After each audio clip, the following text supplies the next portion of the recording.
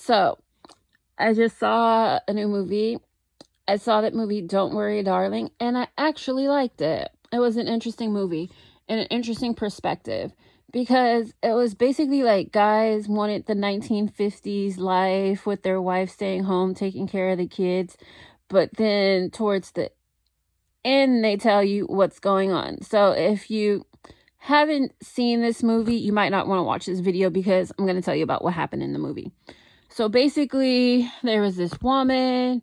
She was a doctor and she was dating this guy who seemed like a loner, Harry Styles. Florence, I think her name's Florence Pugh or something. She was a doctor, successful, saving lives, and happy, but she worked a lot. And then she had, I think he was her husband in the beginning, her husband, and Harry Styles, and he was like kind of a loser, loner, stayed home, waited for her. And then like one day she comes home from work and he's hungry, and she's like, okay, why didn't you eat? And she was like, he's waiting for her. And then she went to her room, and then what happened was, the next thing you know, they're like in this 1950s like neighborhood. Everyone's like 1950s, wives stay home and husbands go to work, and the husbands are doing something at the factory. Everybody leaves and does everything, and she doesn't even really know what he does. And then she's like best friends with like Olivia Wilde, and then like the neighbor keeps saying something and they're like trying to drug her. She's like, no. And then next thing you know, she commits suicide. Then Olivia Pugh sees it, and then wait, no, Florence Pugh, she sees it, and then she's like, so I saw her kill herself and slit her throat and fall off the roof. And then everybody's like, no, you're crazy. And then she sees like these, like, it's, I don't know what to call it, but it was like really cool. And it was like black and white, and they were like dancing. And then she runs off to where they tell her not to go. And then she starts getting her memory back and everything. And she realizes what's going on slowly, but she doesn't understand it. So she tells Olivia Wilde, and Olivia Wilde, she's like, don't do this. You're acting like the lady who just killed herself. But they're not saying she really killed herself. But then in the end, Olivia Wilde says she knew what was going on the whole time, but she did it to herself because she was sad because she lost her children. But she told Florence Pugh to go in the end. But then there was this doctor and Chris Pine. They created the whole thing to like do this to these women, because these women are actually in their beds like drugged or something with like these things on their eyes, so they're not really there. It's all in their imagination, and they're laying in bed.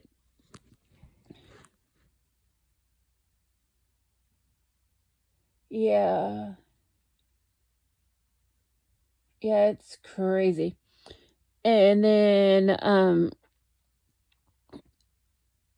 so she's saying this, and then like they have like this meeting, and then Chris Pine confronts her because he's like, I know what you're doing and everything. And then she has a dinner, invites him and a few other people, but she doesn't invite Olivia Wilde. And then Chris Pine confronts her in the kitchen. Then she goes off on the dinner table. And then they're like, there's something wrong with her. She needs help. And then she's like, she tells Harry Styles she wants to go. She wants to leave here. So then they get in the car like they're going to go. But then it was like Harry Styles set her up. So then there are these guys, the same guys that took away the woman that slit her throat and jumped off the roof. Those guys in the red suit, those guys that came and took her away, they came back and they took Florence Pugh, and then they put her like on the table, and they did stuff to her to like reprogram her to make her fall for it again, but they didn't reprogram her all the way. And then she kept trying to like figure it out how to get out. And then she comes back, and then she kills Harry Styles. And then Olivia Wilde walks in, and then she tells her she has to go. And that's when Olivia Wilde tells her what's going on. And then she steps outside. Everybody sees she's all bloody. And then, because she just killed Harry Styles, so she had his blood all over him. And then all the women see, and then they start to break it. And then, like, there was that one guy who was new with his new wife. Because, like, some of these women, they were their wives, or some of them were just random women that these guys just, like, took off the street and did this to. And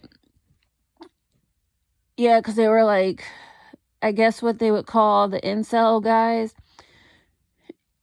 pretty much, and they did this stuff to these women because they wanted that life, which was weird. But then the thing started breaking, and then Florence Pug, she escaped, and they chased her. And then there was like the hill where she ran away, where it started letting her like come to and know what was going on. She ran back there and escaped back there, and then that's when the movie ended. It was a really good movie, and it was insightful because it makes you think. Because like so many people, I would assume, would kind of want that life to kind of go back, but like by choice. And then I still know a lot of women that have that life where like they stay home with the kids during the day and their husband goes out to work. There's a few women I know that do that. And then there's some women, they work and they come home and they want to hang out with their kid and their husband. And it's like, sure. But then there are like these guys, and it's like, I'm starting to understand this incel thing more. It's like, did you not apply yourself and get an education, get a good job and everything to meet someone? And then I also get like it can be harder these days because these dating sites are full of guys that are not very good. And then like bookstores were like a great place to meet people, especially like Borders. So I remember when I was a teenager, I used to go there.